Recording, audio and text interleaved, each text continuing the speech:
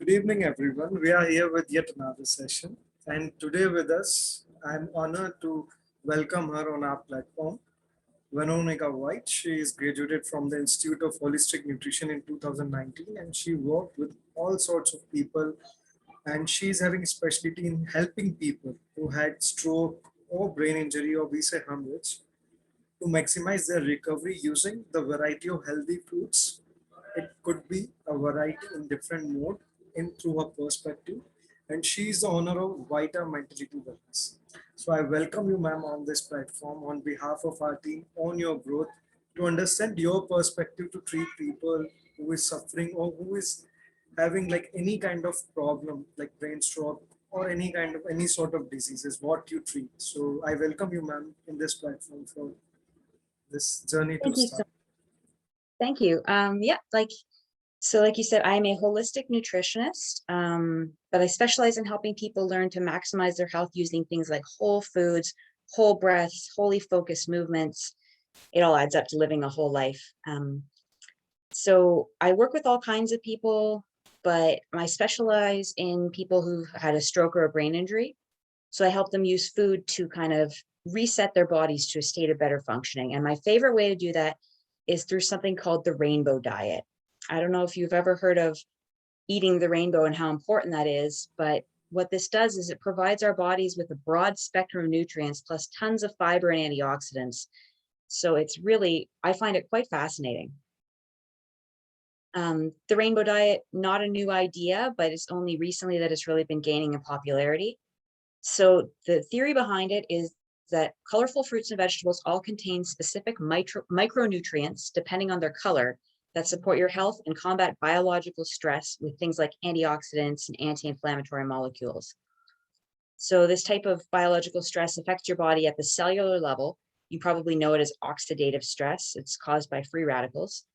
And fortunately, the antioxidants in the rainbow diet foods help the body to neutralize these free radicals and stop them from damaging your cells. So just to pause for a moment to make sure we're all on the same page. A free radical, you know what that is, right? Yes, ma'am.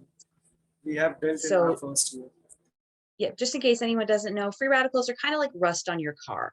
They cause an oxidative reaction that causes a sort of rust to form inside of our bodies and on our organs. The free radicals are generated by your metabolism and by your environment. And a few common sources of free radicals in everyday life can include inflammation, cigarette smoke, air pollutants, pesticides, radiation from things like cell phone and Wi-Fi. Even things like exercise can create free radicals. And it's because it puts stress on our bodies. The nutrients that you get through eating the rainbow don't actually act directly on the free radicals, but what they do instead is they kick your body's natural antioxidant mechanisms into gear. So this increases your natural ability to reduce this oxidative stress. And it has a few other great benefits too. You get a ton of fiber from plant foods, and fiber is what keeps your digestive system running optimally. Plus, fiber and other plant nutrients are also prebiotics, which are food molecules for your gut bacteria that help keep you healthy. Eating every color that is available through food is important because it ensures we're getting all of the nutrients we need. And yet so many of us just stick to 2 or 3 familiar foods. Maybe for you, it's carrots, beans, or corn.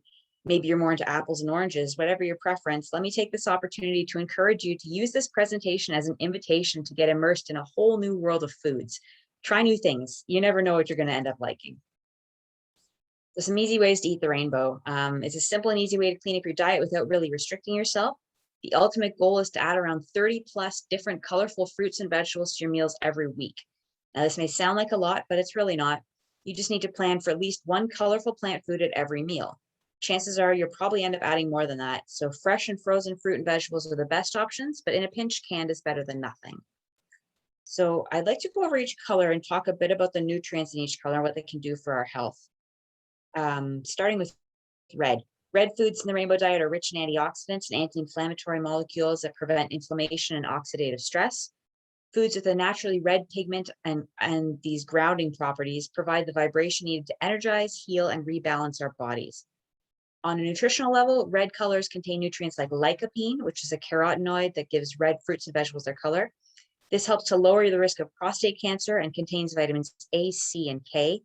Red plant foods actually contain quite high levels of vitamin C, and that can help with the growth, development, and repair of all your body tissues. plus your immune system, wound healing, maintenance of cartilage, bones, and teeth. It does a lot. It also helps with our stress response and supports our adrenals, which is great for this time. Minerals, it has minerals that help with building strong bones and teeth, blood, skin, hair, nerve function, muscles, and metabolic processes like those we use to turn our food into energy. Some great red food options include red cabbage, red potato, red sweet peppers, tomatoes, beetroot, red Swiss chard. Red fruit can be great too. So things like apples, blood oranges, cherries, watermelon, all these foods have this red vibration, which is really healthy. There's orange foods that have similar phytonutrients to red foods like beta carotene, which gives it that rich orange red hue. And the benefits of orange fruits and vegetables also support our reproductive health for men and women. So for the orange foods, enjoy fruits grown in tropical areas, especially sweet fruits like melons, mangoes, strawberries, passion fruit, coconut. They embody the energetic vibration of relaxation, joy, and pleasure, which is what this orange food is really helps stimulate because it's associated with our sacral chakra. Tropical fruits that nourish our bodies could also include things like mangoes, dragon fruits, kiwi, figs, coconut. Nuts and seeds are also great to include. So things like almonds, hazelnuts, pecans, Brazil nuts. If you include these in your diet a few times each week, that's ideal, but just watch your serving size. An example is one serving of Brazil nuts is only 3 nuts on average, so don't overdo it. There's nothing groundbreaking about orange vegetables in the rainbow food chart. You've probably eaten some of them already this week. You can turbocharge your intake with things like pumpkin soup, roasted sweet potatoes, spices like turmeric, things like carrots, orange sweet peppers, pumpkins, yams. You can do cantaloupe or fresh apricots, fruits like kumquats, mandarin oranges, mangoes. These are all really good orange foods. Yellow foods are particularly good for your digestive system. Many of them contain prebiotics that encourage your gut bacteria to produce short chain fatty acids. So these are special molecules that nourish all the cells in your gut. So yellow foods to enjoy might be things like sweet corn, pineapple, squash, beans. You could do grains like cereal, flax seeds, sunflower seeds. Milk products like milk, cheeses, and yogurt are also great options. Definitely don't forget to include ginger root. Ginger has benefits that I find just outstanding, from aiding in your digestion to helping calm the nerves and giving you a natural energy boost. Yellow fruits like apples and Asian pears are excellent snack options. You can also diversify your palate with the Rainbow Diet recipes for yellow foods using things like vegan pineapple ice cream. So you can use frozen banana and frozen pineapple and blender it, throw that in a blender with some coconut milk. Amazing for everything in your body. Green foods contain nutrients that are particularly good for protecting your cardiovascular system from oxidative stress. In particular, oxidative stress has been linked to high blood pressure, atherosclerosis, which is the narrowing of your arteries, and heart disease. So this is really good for your heart. And interestingly enough, the color green is associated with the heart chakra. So that's kind of a cool connection. Green foods often contain naturally occurring nitrates, which help our blood vessels expand. So foods like spinach, kale, chard, and arugula, these all help our heart expand through the nutrients, so the vitamins, minerals, phytonutrients. Other green foods such as avocado, broccoli, dandelion, mustard greens, and all types of sprouts can serve to nourish our bodies. Foods like leafy greens, so things like spinach, kale, dandelion greens, even broccoli and cauliflower, these are great. Including anything that fits in the group of bitter greens is a great idea as well, because the bitter taste sensation stimulates the release of all of our digestive juices, which just helps our digestion to run so much better. Green teas are also a great option. Did you know that the traditional plain green tea counts as a mildly bitter herb? This is an interesting thing, but so definitely include that, but don't forget to include green spices like basil, oregano, dill, thyme, cilantro. A lot of these culinary herbs are also antiviral, antifungal, antibacterial. They're really good for this time. So many green vegetables, you can eat a different combination every day and never get bored. You could do peas and leafy greens, avocado, broccoli and artichokes, things like green bell peppers, bean sprouts, green peas, Swiss chard. Drink a cup of green tea and eat kiwi fruit regularly. You're already on your way to achieving your rainbow food goals. Pears, limes, and olives also count as green foods. Kiwi, green pears, they're all great. Purple and blue foods are grouped together because they contain a phytonutrient called anthocyanins. So this causes their rich, dark colors. Instead of having chlorophyll, which makes foods green, they have the anthocyanins, which makes them purple or blue. So you might be wondering around if you'll find purple and blue vegetables and fruit, but trust me, there's a few. Blue colored foods like blueberries, blackberries, elderberries, and Concord grapes get their rich hues from these anthocyanins I mentioned. They help fight free radicals in the body. Purple foods correspond to our higher chakras, so the third eye and crown chakras. So it's not surprising that nutrients found in these foods that have this color would be good for the brain. So something like blueberries, for example, are great for helping the brain recover after you experience something like a stroke. Nutrients in blue and purple foods help to support the brain, specifically with memory, cognition, and even mood. So blue and purple foods to try include things like acai berries, blackberries, figs, purple grapes, and wild blueberries. Don't forget things like eggplant, purple bell peppers, turnips. You can do purple kale, figs, plums, or prunes. Purple sweet potatoes are always fun too. These brain foods can all help to clear an overworked mind and help you regain your focus. The interesting thing that I found with learning about this diet is that it also includes brown and white foods, because even brown and white foods have beneficial nutrients. They're high in potassium, fiber, beta-glucans, lignans, epigallocalic and gallate, which is EGCG. These nutrients are good for your heart health, cancer prevention, boosting your immunity, digestive tract health, and your metabolism. So they may be hard to think of just at first, but there's a lot of them out there. White foods contain things like garlic, onions, cauliflower, parsnips, turnips, even things like white flesh, fish, and poultry can count towards this because they have that white vibration. Benefits of white foods include, they also contain anthocyanins, which help to lower cholesterol and blood pressure. They also contain sulfur, which detoxifies our liver and helps with protein structure and skin health. White foods can also contain allicin, which has anti-tumor properties, and quercetin, which has anti-inflammatory properties. These are things like in garlic and onions. The only white foods that we should really be avoiding are the processed and refined ones. Brown foods also have benefits, so think things like mushrooms, homemade breads, potatoes, many nuts and seeds. These have a similar nutrient profile to white foods and should definitely be included in a healthy diet. Foods that fit into the brown category include things like lentils, black beans, chickpeas. All of these play a big role in helping prevent heart disease. They're also full of folate, a B vitamin that counteracts homocysteine. Homocysteine is an amino acid that helps form blood clots. But if you don't want your blood to be clotting in the case of an injury, if your blood just clots on its own, that's not so good. So the B vitamins help to kind of balance that out. So what it all boils down to in the end is that we need a balance of all the different rainbow colors available to us through our food. And Mother Nature provides us with this rainbow of foods. And so there's a method to her madness because we really do need all of them. So I find it just fascinating that you can get such a range of nutrients from foods and you can completely personalize someone's health based on the different colors of foods you give them. So yeah, there you go. You so much, ma'am. I do have few questions regarding what you Sure. have discussed. As you treat the stroke patients or those who had hemorrhage, so my question is, what kind of the supplements do you prefer? Nutritional supplements for those patients, those who are suffering from stroke or something like that. Stroke is such a unique condition to deal with because I heard the saying once, the strokes are like snowflakes. Everyone is unique and different. So a protocol that helps one person may not help others, but there's a couple recommendations that I would give across the board that should help most people, even if they haven't had a stroke, but just with good health in general. So for supplements, a good starting point is a really solid multivitamin. Make sure it contains all of the necessary vitamins, minerals. If you can get one that has phytonutrients as well, so plant nutrients, that's really good. My multivitamin contains like resveratrol, which you find in red grapes that you find in wine. It has quercetin. It has like beta carotene. It's got all these plant nutrients, so that just your body may find it easier to use and assimilate these nutrients because it recognizes them because they're coming straight from the food. If you get a really good quality multivitamin, but the main vitamins that absolutely should be included in your multivitamin for stroke recovery are magnesium, because that's a relaxing molecule. I also take a magnesium supplement on top of my multivitamin.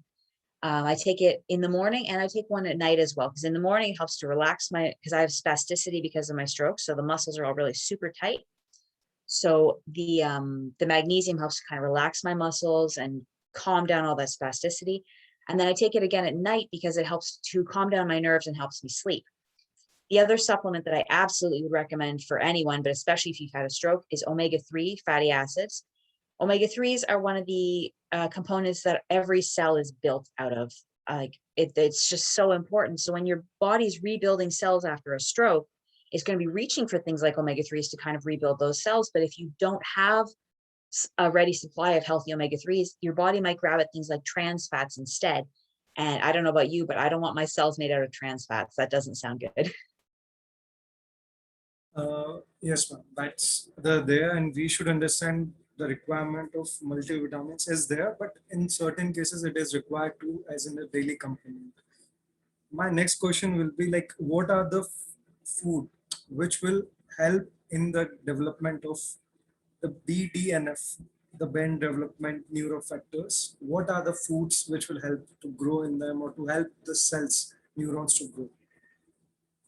BDNF is a tricky thing to kind of create, but hang on, I'm just finding my notes here.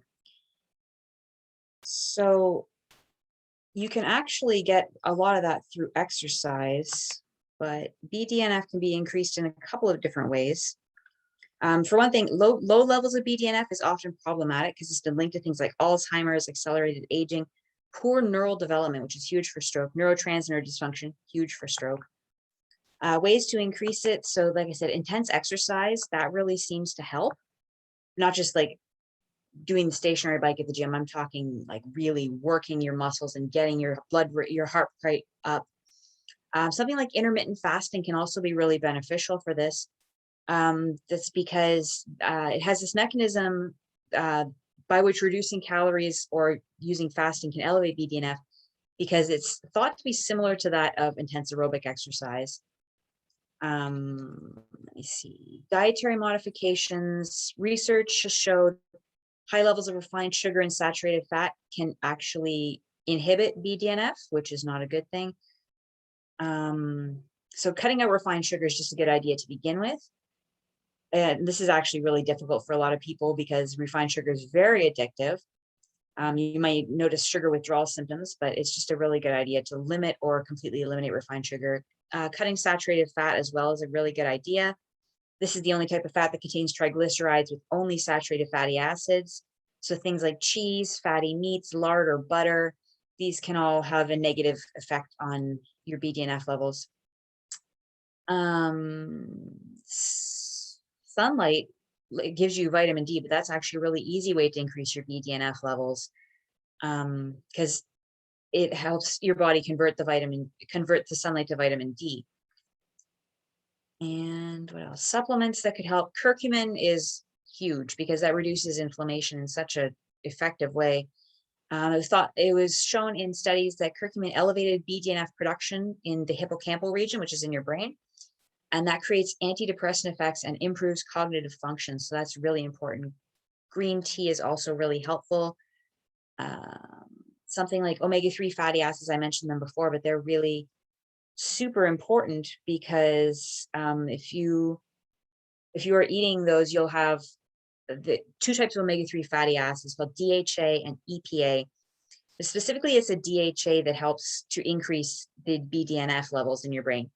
DHA is also really good for helping with memory. So if you've had a brain injury or a stroke and you have memory issues, that can be really beneficial as well.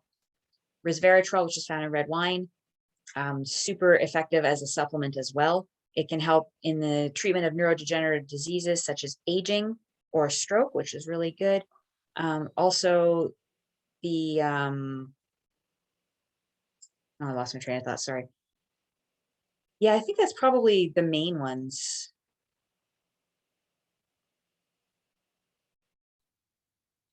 Hello, ma'am. Hello. Hello. Actually, this is Amrita. I had it doubt that saying a woman's life basically it involves major of her age depending on the hormones. So, what kind of food might help a woman to deal during her menopause, since her body will be changing from the hormone dependent to hormone independent state? So, what kind of food might help with the menopausal symptoms? Food for menopause is really a tough thing because our hormones are going bonkers during that time. But there's a bunch of teas. You can get them at like Healthy Planet or Whole Food stores, and they're geared specifically towards that time in people's life. So I don't know much about it myself. Sorry, that's not my specialty.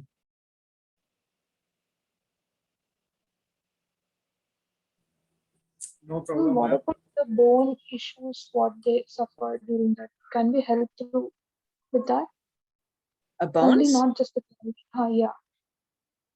I actually I looked a lot into helping your bones with nutrition because I broke my leg pretty spectacularly a couple years ago, and I wanted the bones to heal faster because they told me 9 weeks of downtime, and I didn't like that.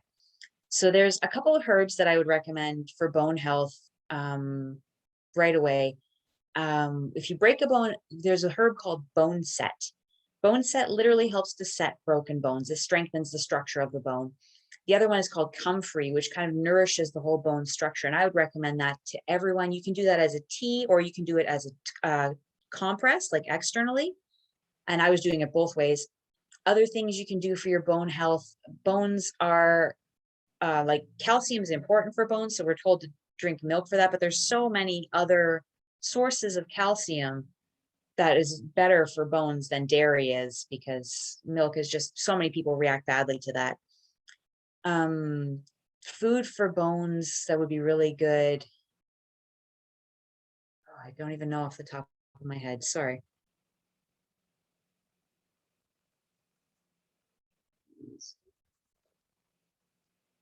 Food to build bones, something like spinach.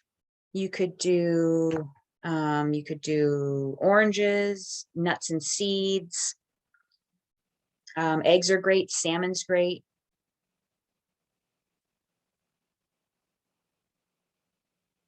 Thank you. So now my next question will be, there is a mind diet for the stroke patients. The Yes. mind diet. So what is the like how we expect that? How do we pursue that diet? And is it clinically proven to give to the patients? Absolutely. There's a lot of research behind this one.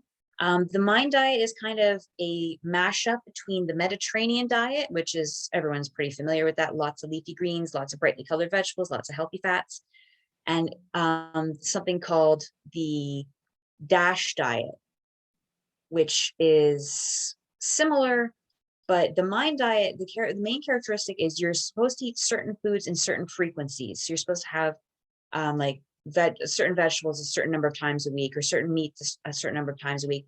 And by doing this, it provides your body with the nutrients in the right amounts that it needs to heal from something like a stroke. There's a big emphasis on the phytonutrients from the plants as well. So plant foods, fruits, vegetables, nuts and seeds, that kind of stuff. Really, really important for healing the body, because those are easily recognizable nutrients for the body. So it knows what to do with them.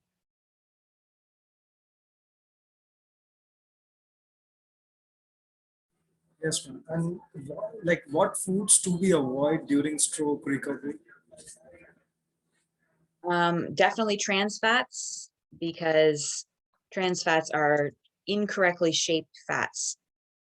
So our body doesn't recognize them. They don't really know what to do with them. Other things that would be good to recommend to avoid would be dairy, again, is not the best, but that's just because of the hormones that they feed the cows. Things like processed foods, overly salty snacks, foods to avoid that to help you avoid a stroke is like things you should eat if you want to avoid a stroke include things like nuts. Greens are really important. Even dark chocolate, really, because the flavonoids in dark chocolate, citrus fruits, really important for avoiding stroke. Thank you so much, ma'am. The last question would be about the career. If a student wants to build his career or her career as a nutritionist in your country, so what is the process and then how we can take it forward, like as a nutritionist or as a dietitian in Canada? What is the process What and does it how take do to become one? yeah. So for me, nutrition is something I've always done. I used to do administrative work. I worked in a dentist office for a lot of years. and that wasn't what I loved. Went back to school a couple years ago for holistic nutrition. So when I went to the Institute of Holistic Nutrition, it was more than just learning about calories, carbs, and food groups. We were learning everything from every angle about food. So the energetic aspect of food, we were learning the environmental implications of food, and it just everything. I fell in love with it. I love the fact that food has such a huge ability to heal and such huge healing potential for so many people with such limited side effects, which is great because so many things the doctor can prescribe to you, like, yeah, they might work, but what are the side effects? What are the drug interactions? What's your body going to do when you take that unfamiliar substance? Whereas if you feed your body something like an apple or a sweet potato, it knows what to do with it. So yeah, there's a bunch of different nutrition schools. You can do it online. A lot of my school has moved a lot of their stuff online since COVID hit. But yeah, I say just get started. Even just reading your food labels and knowing what's going into your food, like read the ingredient list, know what's in your food. It all starts with awareness and knowledge, right? So Yes. And there is a question that every dietitian or every nutritionist is having, that whether vegetarianism or veganism, what to follow in your life as a nutritionist. it works for some people and not for others. Like I said, everyone's different. So some people, their bodies, they really thrive on things like raw fruits and vegetables. A raw diet's very good for some people, especially if they're trying to lose a lot of weight really quickly. So people who are obese, people who are just naturally built to be heavier, they can really benefit from things like raw fruits and vegetables. But then there's other people's body types, and they just don't benefit from that at all. They need like warm soups and stews. Again, a lot of vegetables included, but the raw is not necessarily a part of it. And then when it comes to vegetarian and vegan versus people who eat meat as well, that's another body type that will benefit from that. Some people would really benefit from the nutrients available in meat, like the amino acids. You get all the essential amino acids from eating meat, whereas if you get them from vegetables, you might have to do complementary proteins to get all of them. So like beans and rice, for example, have complementary proteins. So you'll get a complete unit of protein from eating beans and rice together.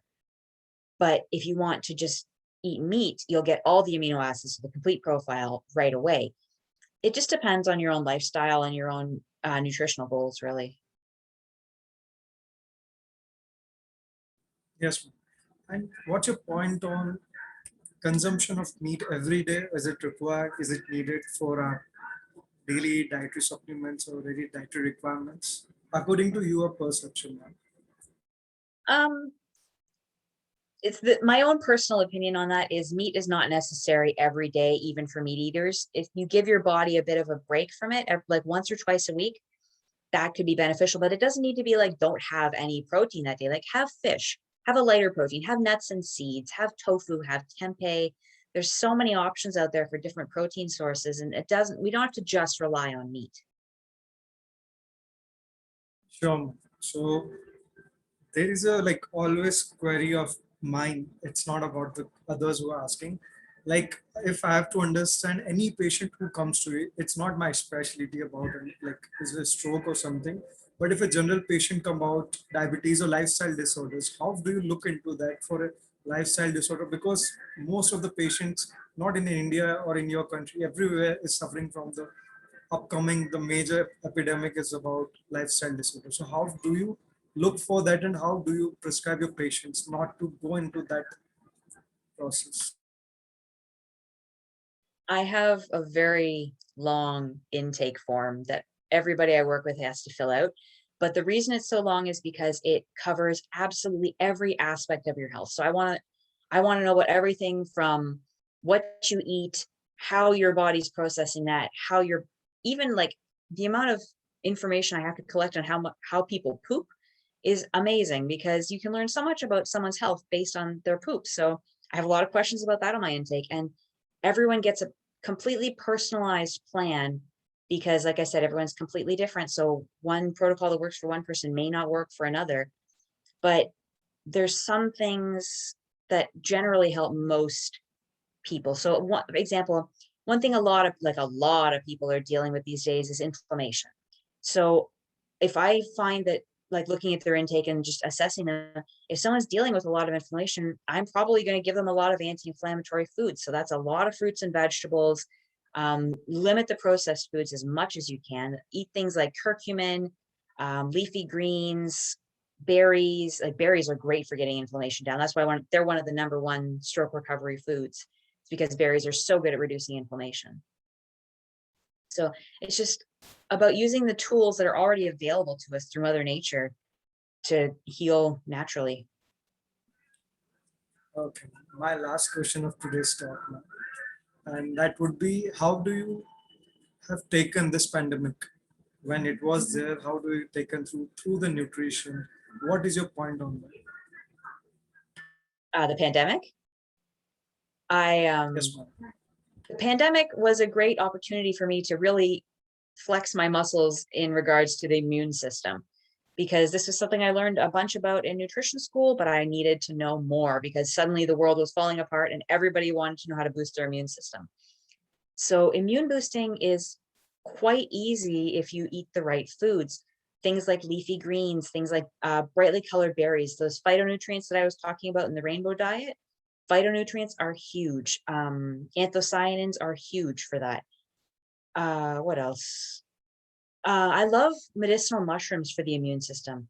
So when the pandemic hit, I was just like, I don't want to get sick. So I'm going to start doing things like eating reishi mushroom or shiitake mushroom stir fry or chaga mushroom tea and coffee, because that just gets those polysaccharides from the mushrooms in, and that's what really makes the difference. Other immune boosting foods could be things like cranberries, raspberries, strawberries, like brightly colored berries, really good for the immune system. Citrus fruits, so oranges, grapefruits, limes, that kind of thing, that's also really good. Yeah, there's a lot you can do for your immune system just based on the food you eat, and also avoiding the processed stuff, like processed things, processed sugars, white sugars, fake ingredients, artificial colors and flavors. Like none of these are any good for us. And we all know this, but we need to be reminded not to eat them because they're right there and they're so easy to grab. So it's just a matter of reminding people, like, you know what, this is a pandemic. This is a very serious time. We need to be very aware of what we're using to fuel our bodies, because what we use to fuel our bodies also fuels our immune systems. And I really believe we can do a lot with food for protecting ourselves. So it was a very wonderful session, because it's not about the PowerPoint presentation what we every day see in the Zoom meetings. It was all about the facts which need to be discussed as right now in the situation what we are undergoing. And I thank you, ma'am, from the team on your growth, which we're looking forward to talk to you and understand the concept of what you have perspective in your clinic, in your center, what you have developed after your, and of course you have the knowledge of understanding because you have suffered from that many situations. So you have known how to overcome with that, and you can teach to the patient, not to treat first, teach to the patient how to overcome the same. So what would be your concluding thought to our session, ma'am?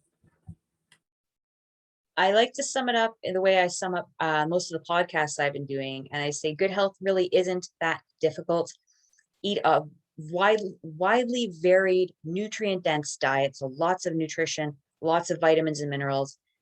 Get enough exercise, drink clean water, remember to breathe. Like these simple things make the biggest impact on your health. And once you start investing into your health, it's amazing how much you can get out of it. Thank you so much. So I'll get with me this thought, and I hope everyone who is watching and who will watch further, they can get through this thought and they can keep in their mind as a doctor, as a nutritionist, as a dietitian, to keep in your mind to treat a patient, to teach a patient. And thank you so much to come on our platform, ma'am. Have a great day ahead. Thank you, ma'am. Thanks for having me. Thank you.